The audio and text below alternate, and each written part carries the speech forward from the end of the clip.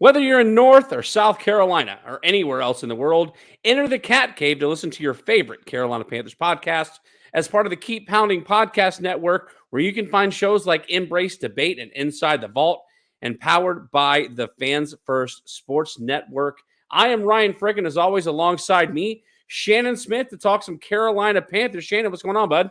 What's going on there, Ryan? Man, ready to go. Let's go ahead and talk. Let's do it. Yeah, you started doing the Larry Zabisco thing, you know. I'm glad you finally figured that out. You're the only person who's figured that out, man. I'm like, you got to be kidding me. Yeah, Larry's the living legend, Larry Zabisco. Today, we're recording this on his birthday. He turned 72 this week. Yes, see, I'm glad you saw the correlation. I'm glad. Listen, eventually, some of the fans of the Cat Cave are going to recognize that we are pro wrestling fans too.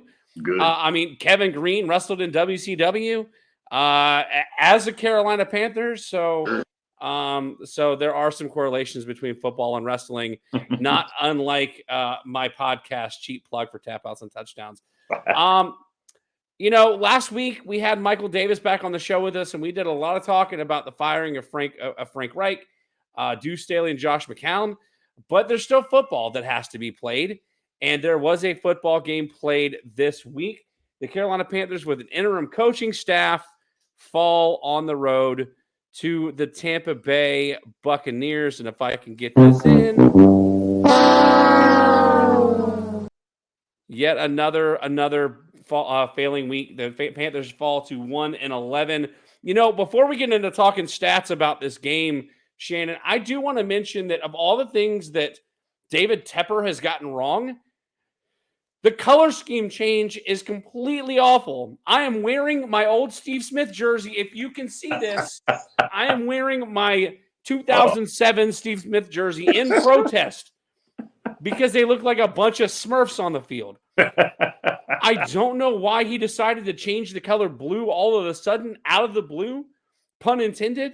But the uniforms this past Sunday, looked absolutely terrible, much like the record of the Carolina Panthers. Shannon, would you agree with that? Yeah, I wasn't a fan of the color scheme. I like the jersey scheme that you have, that what you're wearing right now. I've always been a fan of that color scheme. I've been a fan of it. Just go all black, man. Just go all black. Yeah, I do like the all black unis. I like the black helmets. I do like the classic silver helmets. But again, if you're gonna go blue, the Carolina Panther blue stood out from the other blues. Absolutely. And now they look like I said, a bunch of giant Smurfs on the field. Just a bad look. Not to mention the bad look being on the losing end of this game against the Tampa Bay Buccaneers. But the defense, outside of one glaring situation, the defense looked okay. They held Baker Mayfield right at 200 yards. They picked him off, which is something Carolina fans are used to seeing. They kept Rachaad White under 100 yards, although they did allow 4.2 yards a carry, and he found the end zone. But the big story of this defense gave up 7 catches for 162 yards and a touchdown for Mike Evans. I believe they hit him on a slant route at one point in this game, and Evans just housed it. He did. Again, if you look defensively, they were 6 for 15 on third down were the Buccaneers. Only 5 penalties for this Tampa Bay team. What did you see out of this defense? I mean, we saw J.C. Horn return in this game. We did. What did you see from this defense that says, that makes you feel like we might have a chance down the stretch here to win a couple more games before the end of the season?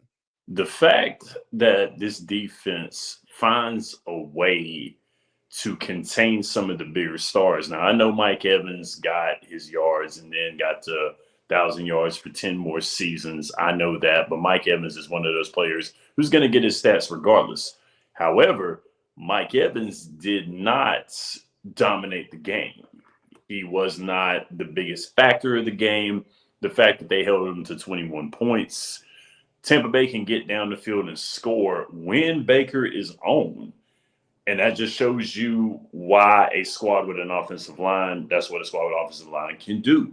So Baker actually has a line. He can actually go somewhere. But this defense knows how to contain, and they contain the running game, which was something that kept the Buccaneers out of it. They don't have a great running game anyway, But the fact that they're able to get into the backfield and make tackles for losses, they got to Baker on one of the plays. He comes back. They got a sack on him. They got him to throw an interception. They created opportunities for him to make mistakes. So that was one thing. They were flying around the field. They were making plays. They were getting all 5-6 guys to the ball. This defense has been holding this team up as much as they could. It just really sucks that there is no offense that can manufacture points for them to help them out. Yeah, I mean, you mentioned it that Mike Evans didn't dominate this game. That touchdown in the third quarter was a 74-yard touchdown pass to Mike Evans. You take that one pass away, Mike Evans is under 100 yards receiving. You take that pass away, you're under 200 yards passing for Baker Mayfield. As a matter of fact, Baker Mayfield had 40 passing yards, not to Mike Evans. So this defense, again, the defense is playing well outside of the 74-yard touchdown pass. Mike Evans was popping, 4 yards, or I'm sorry, Rachaad White was 4 yards to carry. Mm-hmm. So, the problem is that it's been like that all year, getting that defense off the field on third downs, almost just under 50% were they on third down conversions were the Tampa Bay Buccaneers. So again, I mean, they only gave up 21 points. That like you said, if you had an offense that could produce, 21 points should be able to be overcome. There's a lot of teams that scored over 21 points in the NFL this past weekend. Let's look over the offense. We talked about an offense that didn't produce. We saw another heavily dedicated run game in this game. We saw Miles Sanders get 8 carries in this game, but Chuba Hubbard was probably the star of the game. 25 carries, 104 yards. Same yards per carry average as Rachaad White, 4.2 yards a carry, and he found the end zone twice. But we're starting to see a shift here in target share from a receiving standpoint. Adam Thielen held to 3 catches in this game. Jonathan Mingo, for the second straight weekend, is the leading receiver on this team. What do you see out of this offense now that we're no longer watching Frank Reich, Deuce Staley, Josh McCown involved in this offense? I think this offense has a chance to actually breathe a little bit. They don't have to they're not one-dimensional. I think they're trying to find their players. Like, they're throwing everything at defenses here. They threw everything at Tampa, which was crazy. And I like that, the fact that Jonathan Mingo got into the game more. I like the fact that Adam Thielen didn't have to shoulder everything. Although Adam Thielen has been the heart and soul of the squad, you can kind of debate with Chuba Hubbard as well being that as well, too, because he's been the workhorse. Adam Thielen, I think, may have a little bit of help now, which shows that, they're bringing defenses to contain him because they know third and fourth down, Adam Thielen is your short-handed guy. He's the safety valve, and he's that third down, fourth down guy that you already know eyes are going to be on him all day long. So they put about 2 guys on him because they knew the ball was going there. So the fact that Jonathan Mingo, and he's a guy that stretches the field. Mingo can stretch the field. He's fast, and he's a big target. Once he gets that ball, he has a good chance of getting yards after the catch. And that helps out a lot for someone like Adam Thielen, who might be contained by 2 defenders in that game. Yeah, you mentioned containing Thielen is what they did in Minnesota the last 2 years. Mm-hmm. I mean, Thielen was Cooper Kupp before Cooper Kupp was. Yes. He was Julian Edelman, Wes Welker after Julian Edelman and Wes Welker. When Stephon Diggs left Minnesota to go to Buffalo, I believe he was traded out to Buffalo, but nevertheless, you bring in Justin Jefferson, and all of a sudden now they're bottling up Adam Thielen. Justin Jefferson becomes a star, and now you can't bottle up Justin Jefferson unless he's injured. So yeah, I think it's good for this offense to have Jonathan Mingo finally starting to come along late in his rookie season. It definitely gives hope for next season, potentially, for Mingo to keep up this production, because we don't know how many really good years Thielen has left. I'll tell you what, if I'm a fantasy football guy, I'm even more upset than I was 3 weeks ago with this offense, because the one thing you could count on with this offense was at least Adam Thielen was gonna put up some PPR points for you. Mm-hmm. And the last 2 to 3 games, he has not been that guy. And I don't think you trust Jonathan Mingo to start And at this point, like you kind of wondered who was gonna carry the ball, like carry the load on their shoulders, and that's been Chuba Hubbard. But at this point, you probably got somebody better than Chuba Hubbard on your roster to start. So I like to think of offenses from a fantasy football perspective, and I don't think there's a guy on this roster that you want to start, despite the fact that, again, they found 18 points in this game. They did. So it's one of those things that I think the Panthers are starting to try to make strides and make that effort. However, with this loss, the Carolina Panthers are now the first team in 2023 to be eliminated from the NFL playoffs. I wonder if this will play again. We all knew it was coming. Yeah. Carolina Panthers eliminated from the playoffs. On a scale of 1 to 10, how disappointed are you with this season? I mean, knowing that there's no shot for the playoffs. 5 weeks ago, we knew there was no shot for the playoffs. But now knowing they're eliminated, knowing that the Chicago Bears are probably going to get the number 1 overall pick. On a scale of 1 to 10, how disappointed are you in this season? I'm about an 8 because I heard hype. It was hype all year. Carolina making all these moves. Miles Sanders, Adam Thielen. All these moves are being made. They were hyping this squad up to be built to win the NFC South. They were looking at Atlanta like, you have no one. New Orleans, you have no one. Tampa Bay, you have Baker. Enough said. And they were making it seem like Carolina was going to be hyped up. And they did. And these fans were excited about it. The very first the number 1 overall pick. The people were happy with Bryce being brought onto the team. And then that egg was laid. And the egg was on the fans' faces because you go out there and you see a depleted squad. Then all of a sudden, on top of that, the coach that was supposed to be like your prodigal son was brought back to be slaughtered. And he's gone. And the coordinator and Josh McCown and Deuce Staley were gone too.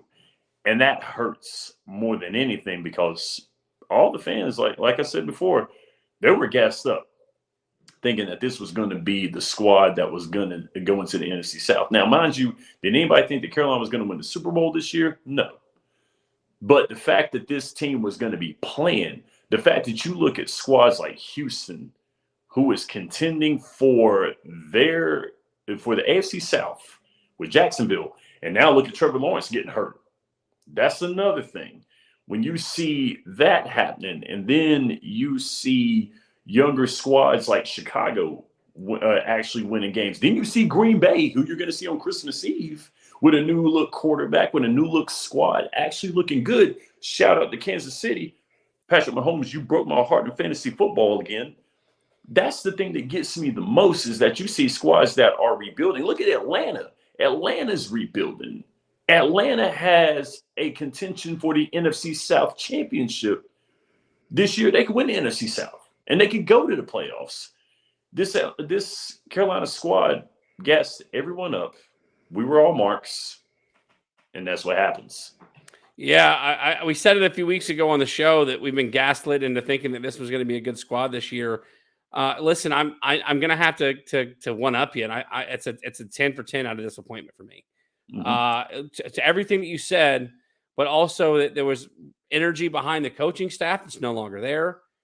Energy behind Bryce Young, who doesn't look good, albeit behind a really bad offensive line, giving up at least 4 sacks a game. The last 2 games, he's been sacked 4 times a pop. You mortgage the future for the present, and the present is 1-11. The first team eliminated from playoffs. Matter of fact, if you look at the other teams in the NFL, the New England Patriots sit behind Carolina at 2-10, and then you've got the Arizona Cardinals at 3-10. Those teams will more than likely be eliminated from the playoffs this week, but are not mathematically out of playoff position. Which is insane to me. I could be wrong. I think they both might be out of the playoffs, but I know the Panthers are officially eliminated from the playoffs. But nevertheless, just a really disappointing season. We don't know what we're going to get next year. You don't have a first-round draft pick that would have been a really high-round draft pick, whether you could have gotten a Caleb Williams who's sitting out for his bowl game, whether you could have gotten a Drake May or a Sam Hartman, or you could have gotten a stud offensive line that this Panthers team so desperately needs. I think to me, that's what's more disappointing is the fact that, yeah, it's been a really bad year. But what compounds it is the fact that we at least have to sit one more year without getting one of the most talented players in the draft, all because David Tepper wanted to go out and make that splash. I still get frustrated, man. The comment that he made about the fact that he thought Houston was going to trade up to get Bryce Young, like, didn't let him. Like, that shows how truly bad of an owner you are. Not only are you going to screw up the color scheme, not only are you going to mortgage the future, but like, let Houston. Imagine if Houston had traded up for the number 1 pick. They don't get that kid from Alabama, Will Anderson. They don't get Will Anderson and CJ Stroud in this draft. Yeah, that sounds like an excuse to me. Like, when he's talking about, they're going to get traded, they're going to trade up. That sounds like an excuse to me. Like, I don't think he would have been saying that had Carolina been flip-flopped with Houston. Houston probably wouldn't have even said that, and that's what gets me there. I don't hear D'Amico Ryans or any of the organization saying something like that in Houston. I don't. And I think that's an excuse. That's just another way of saying, well, guys, I don't want to take accountability. So here's another excuse. They all know. Mm-hmm. Yep, I'm with you. Listen, we've got 5 more games on the schedule. I'm looking. We're at New Orleans this weekend. We host the Falcons in 2 weeks. Then the Packers at Jacksonville. We don't know how long. Trevor Lawrence was diagnosed with a high ankle sprain, so we don't know how long we're going to be without Trevor Lawrence in Jacksonville. They lost on Monday Night Football to the Cincinnati Bengals without Joe Burrow. So that game without Trevor Lawrence looks like it could possibly be winnable. I'm not sure. Yeah. And then we close out the season with the game hosting the Buccaneers. Beyond wins and losses, what would you like to see from this team before the end of the season? Do you want to? Is there a guy that you think isn't getting enough reps that you think should get put in? Is there a guy that we've seen enough of that's time to shut them down and sort of go ahead and move on and look towards the future? I mean, what do you want to see from this team before this season is over? I want to see contention. The thing about it is that these games, the Saints, the Falcons, the Green Bay Packers, the Jacksonville Jaguars, the Tampa Bay Buccaneers, all 5 of those games are winnable. I don't care what anybody says. They are winnable games. They're games that should have been won because Carolina came up 3 points short to the Saints the last time. They were maybe, I would say, 2-3 minutes away from actually winning. They were a few ticks away from winning this past game. And this is what is so frustrating is the fact that, get blown out all day long. I'm okay with that. Get blown out. But these 3-point games, these 2-point games, these 1-touchdown games that you're losing are more frustrating. They can go out there and play hard with a squad that may not have Derek Carr playing at quarterback. They can go out there with a squad that doesn't have a Desmond Ridder, but a healthy Bijan Robinson. They can go with a squad like that. They can go with a squad that doesn't have a healthy Trevor Lawrence. They can go at a Jordan Love Green Bay Packers squad and actually win. I honestly believe Kansas City once again laid another egg on offense is why Green Bay won. No disrespect to Green Bay, not at all, because Jordan Love has been balling this year. He's a young guy and he has room to grow. But looking at the present, these 5 games can be winnable games. So I want to see contention. I want these guys to throw everything that they can at these squads and go out swinging. I'm okay with you going out, but go out swinging. This squad right here looks like they've died already. Mm-hmm. And it's so bad. It's bad enough you got rid of your coach. It's bad enough that you got rid of 2 other coaches to go along with it. But the fact that you actually were contending for a win yesterday with a depleted coaching squad, a squad that's welcoming back Jeremy Chin and J.C. Horn, the fact that you have guys getting back healthy, I want to see you play. Yep. And they did that yesterday. They played. I'm not saying that. Chuba Hubbard played pretty hard. There were times where Bryce had some bright spots, but it was just that, there were ill-advised things. The penalties were ill-advised. Third down conversions. It was just stuff that you have to do, little stuff that you have to do in order to win. It's not being done. Yeah, I'm right there with you. I think I want to see, like you said, I want to see them compete. I want to see first and foremost, I want to see the guys that have come back from injury stay healthy. Yes. I do not want to see J.C. Horn come back off the field until the end of the year. Yes. If J.C. Horn gets hurt again, get rid of him. It's 100% time to cut bait. Go. Let him go. Find a trade partner. Get a second-round pick out of him, and let him go. Mm-hmm. Because you're not going to compete for an NFC South title with a cornerback that plays 6 games a year. Yes. I want to see guys. I want to see more out of Chuba Hubbard. I hate to say that, but like Miles Sanders, I listen, no disrespect. He's a great football player. He does something that I'll never be able to do. But he was the wrong fit for this offense. He was the wrong fit for this team. Chuba Hubbard needs to get the bulk of the carries. Yes, he does. Even get Blackshear more involved. It's time to go ahead and chalk it up the fact that whoever's decision it was to bring in Miles Sanders, they got it wrong. And in the offseason, that's another guy they need to trade away to get some draft capital back. I don't care if they're completely packed with third and fourth rounders. They need some draft capital. They can package a couple fourth rounders and move back into the third round and so on and so forth. So I don't need to see any more Miles Sanders. You're paying him a lot of money. He was the highest paid running back, multi-year deal coming into the season. But we know what we're getting out of him. Line him up in the slot, line him up on the outside, let him do some stuff, but keep pounding the rock with Chuba Hubbard. Yes. He's only proved it. He's the only one that's actually proved it consistently. Because when Chuba's had the ball, you knew what was going on. He put 2 touchdowns up yesterday. And so that to me says a lot with Chuba. And then he got over the century mark yesterday as well, too. Something that no other running back that Carolina has done this year. Yep. So why would you not pound the ball with Chuba Hubbard? He's been playing his tail off. Yep, pound the rock with Chuba Hubbard. I think we need to see more development out of Jonathan Mingo. Yes. Not that I don't think we've seen enough from Hayden Hurst, who's missed the last game with a concussion, from Adam Thielen, who was killing it at the beginning of the year. To your point, it felt like a lot of these guys gave up, which, you're 1-11. I understand it. But now you're playing for your jobs next season. Now you're playing for your jobs and your contracts in the offseason. So I want to see some more development out of Mingo. DJ Chark had a couple of catches in this game, if I'm not mistaken.